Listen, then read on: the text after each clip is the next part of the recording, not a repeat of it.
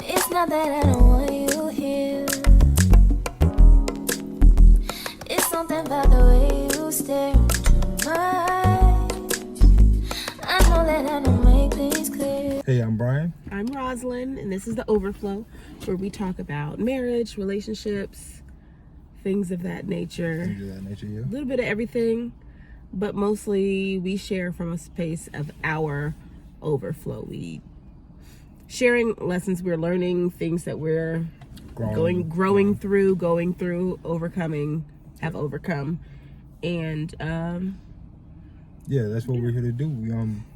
We had a topic that we were just thinking about, the distance that social media really puts in between us, and how like it has created a space where we think that we're close, and we're really not. We're really not close at all. It's just like a fake facade, you know? Social media can create a really cool avenue to connect with people. To keep in touch with those that you care about, to meet new people, to create communities of people. But a lot of times, especially with relationships that you've already established, it creates a very weak, or it facilitates a very weak connection, a weak relationship where we just like love,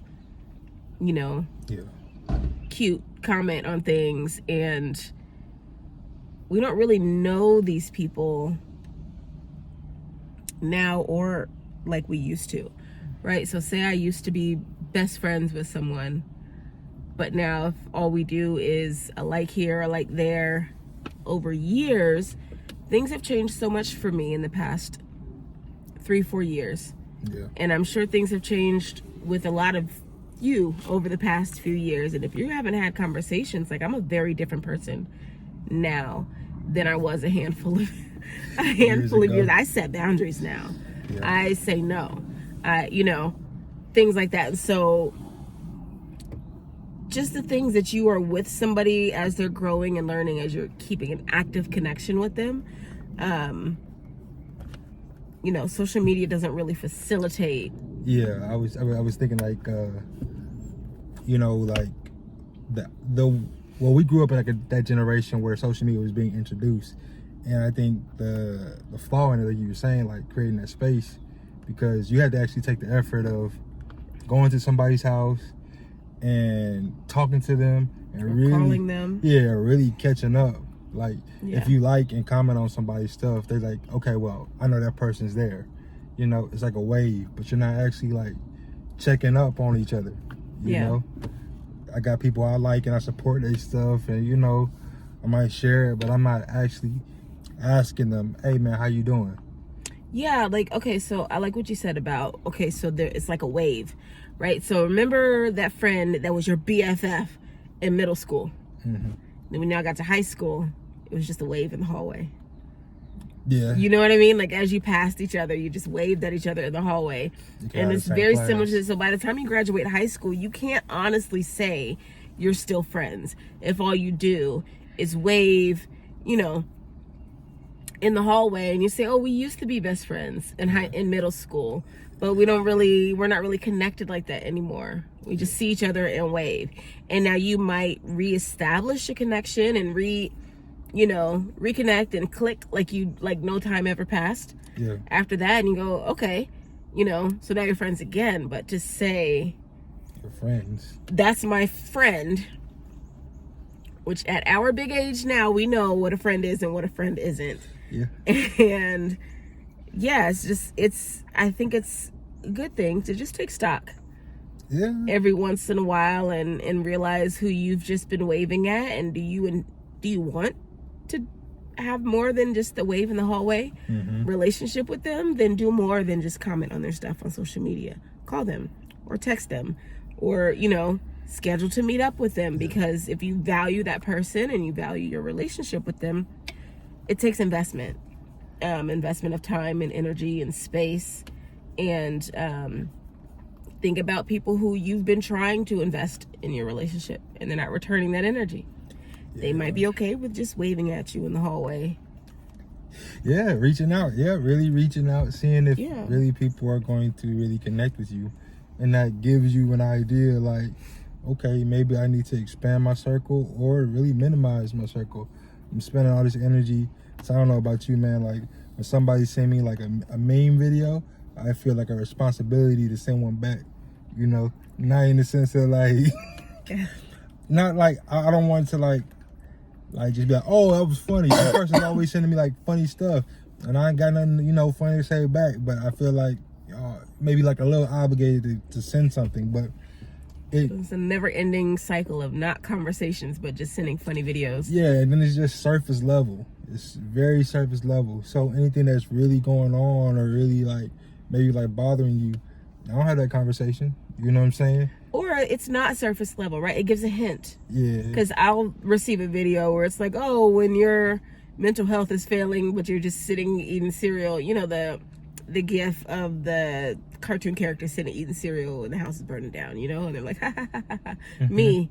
And it's like, instead of putting LOL, like, ask them, like, what's going on? Are you okay? Like, they're not okay. Yeah, it's a funny video because we all go through stressful things, and sometimes the best way to cope is to not, you know, and to just ignore it.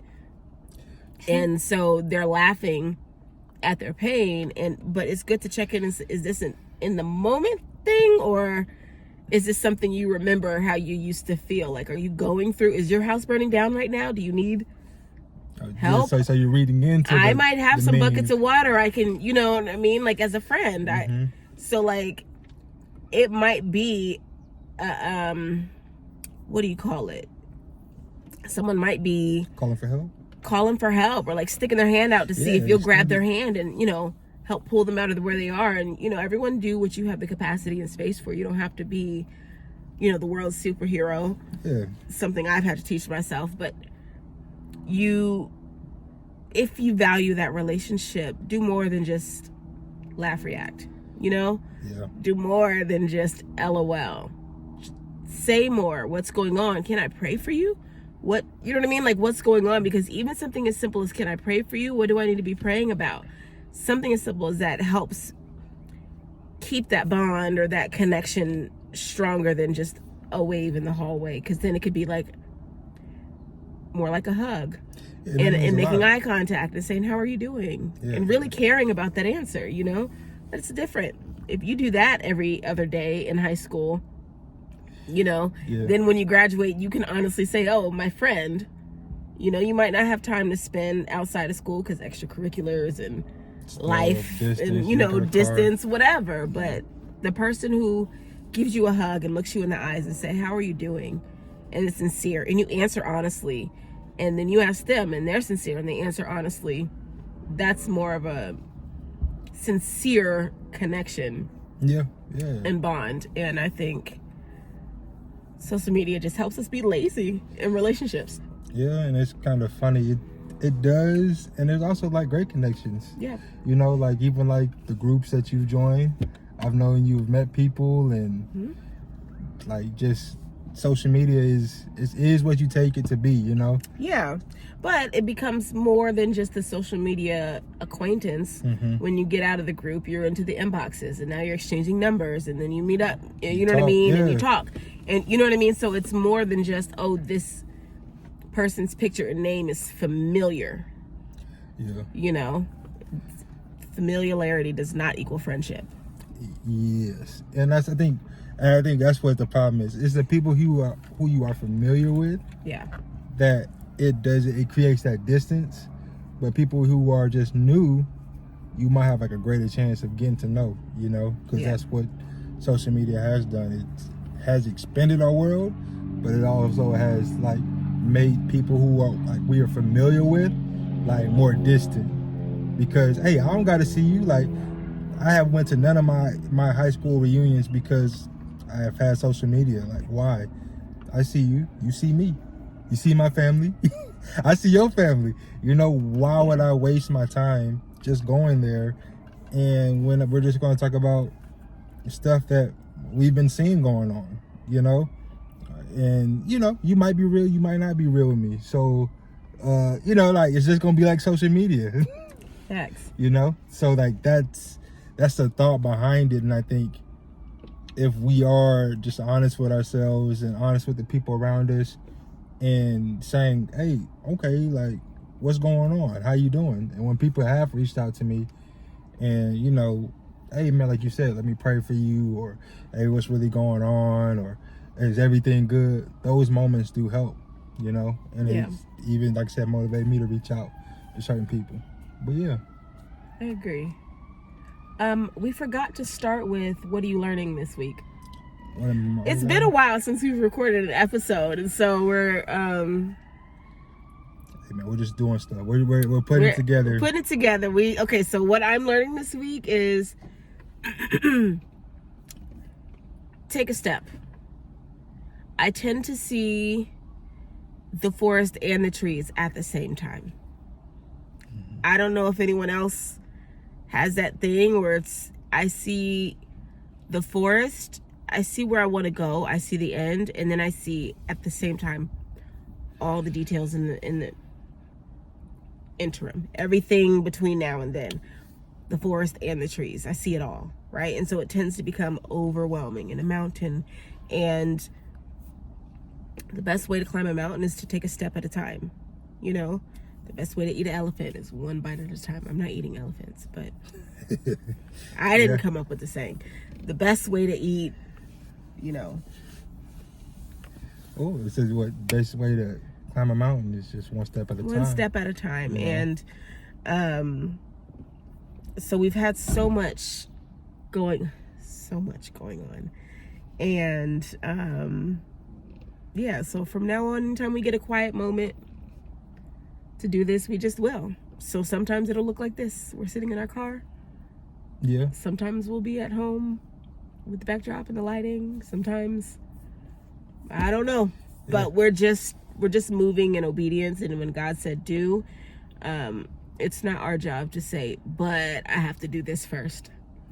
But this has to be like this first. God said do, so obedience is to do. And so that goes for my photography, Brian's coaching, and this YouTube channel. And so what I'm learning this week is to take a step while looking at all the trees and the mountain. It's still there. Take a step. Take it one step. Yep. That's good. Take a step. Yes, it's a lot. And take a step. Mm-hmm. I think what I'm learning this week is along the same lines, but in the sense of measuring the step.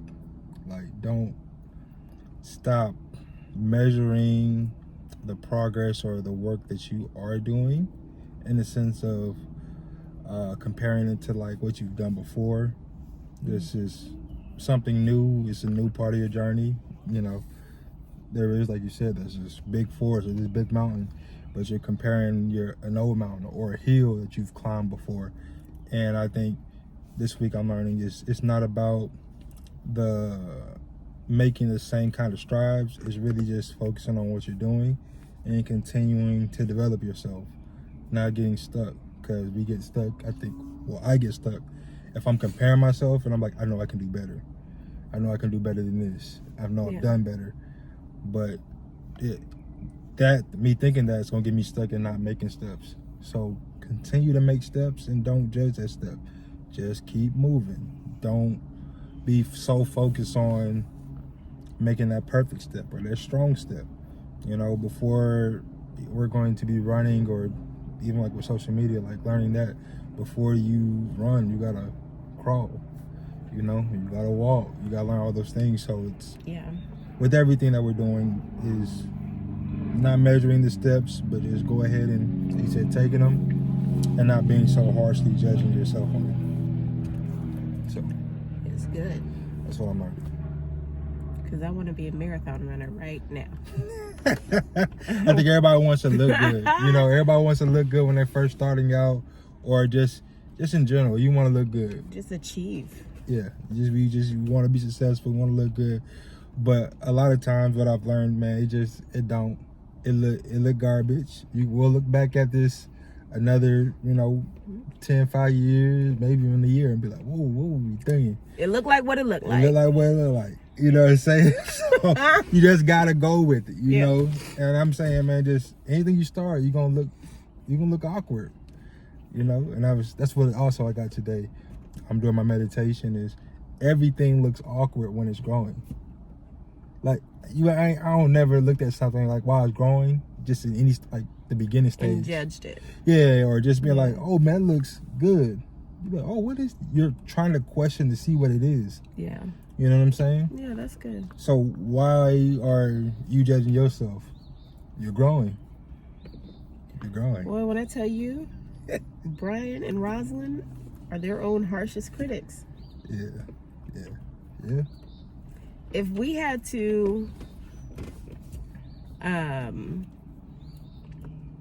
publish the words that we said to ourselves in our heads, Yeah. we're getting better. Yeah. Better. Much better. Yeah. I'm more gentle with myself. To the point where we're talking to like ourselves in our heads, like we talk to our son. Mm-hmm. Yeah. This reparenting ourselves as a gentle parent to ourselves. Yeah.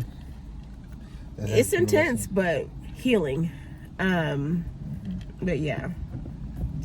So, the last segment, to remind myself, I felt loved by you when? This week, I have been sick, and Mother's Day was last weekend. Mm-hmm. So I have a lot of instances because you've been taking care of me, you've been taking care of the kid. But I felt loved by you when the day after Mother's Day, you brought me breakfast in bed. Oh, okay. Because it's, it's kind of expected on Mother's Day, Mm-hmm. but also to like still get up the day after Mother's Day. And I'd be like, her day was yesterday. And like, well, I want to do this. I still want to love her. Brian has been very acts of servicey lately. And although that's not technically either one of our love languages, that's the way he's been, I think, spending most time and showing his love, and I've been seeing and appreciating. So I felt loved by you when you brought me breakfast in bed the day after Mother's Day. Okay. Well, I think I felt loved by you. I think you and Owen came back from the library. Yeah, y'all stopped by Zaxby's. Mm-hmm. I know you bought him fries, but you bought me cookies. Oh yeah. Yeah, because I usually be buying her like something, or she'd be like, "You didn't think about me when I was out," but she thought about me, and I'm like, "Oh, I wasn't even expecting this." You know what I'm saying? So Because you said you didn't want nothing. Well, yeah, I didn't say I didn't want nothing. Yeah, because I figured we were gonna eat later on that day. I don't really need nothing, but it was just a nice thought.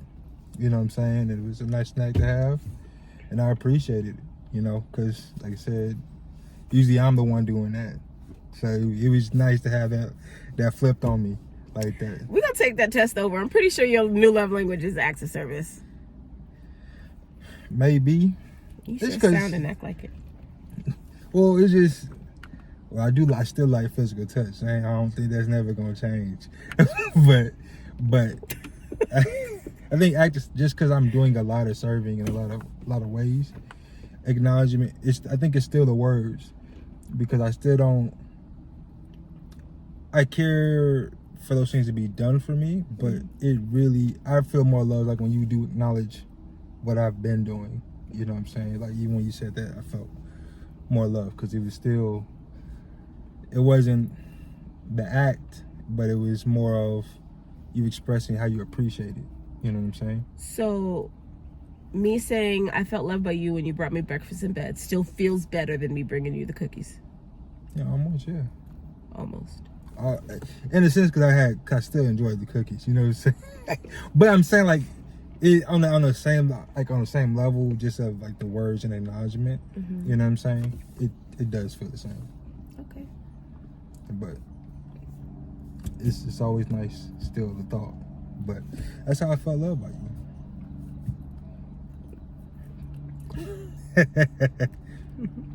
But I think that's all we have for you today, and we'll continue to just, like I said, try to be consistent. Like, share, comment, subscribe. Like I said, we're just trying to build a community and create a space for people to speak and be honest. Yeah. And for us to be honest with you guys. Feel free to like put in the comments what social media has done for you. Like, yeah, as far as connections, do you feel like it's helping you connect with more people deeper, like genuine, real connections? Have you made like lifelong friends on social media, people who, if you needed somewhere to stay, you could trust them, they could trust you, or if they needed somewhere to stay, they can come stay with you and you trust them in your home? Like, if that's how I measure if you're my friend. Can you come stay in my house and I trust you? Can I feel safe with asking you if I need something? You know what I mean? How are we pouring into each other? Would I leave my child with you? Yeah, how much can I lean on you? You know. And how much do I care for you to lean on me too? Like, yeah, am I willing to take energy away from my husband and son, potentially, to like pour into you? And if the answer is a resounding yes, then you're my friend, you know? Yeah, that's a couple ways in how I measure what a friend is. But yeah, what has social media done for your friendships, your established friendships? Have you guys kind of waned in your friendships? Has this kind of reminded you to do more and reach out to people you love and care about and want to remain deeply connected with? Or are you like, yeah, I probably need to go through and do my annual deletion? You know, some people do it yearly, where they go through their social media and delete a bunch of people. Yeah, and just ask, hey, I'm leaving this site, this social site, you know. And just, whatever. Either leave or just be like, oh, I deleted 200 people. If you can see this, you made it, you know. Yeah. I have seen a lot of those messages, so I guess I'm still cool with a lot of people. They're like, you like, I made it. I don't know what I did. I just made it. Nigga, we made it. Yeah, I guess. I don't know. I just laugh at those posts and I be like, oh, okay. But yeah. All right. Until next time, guys. All right. Take care.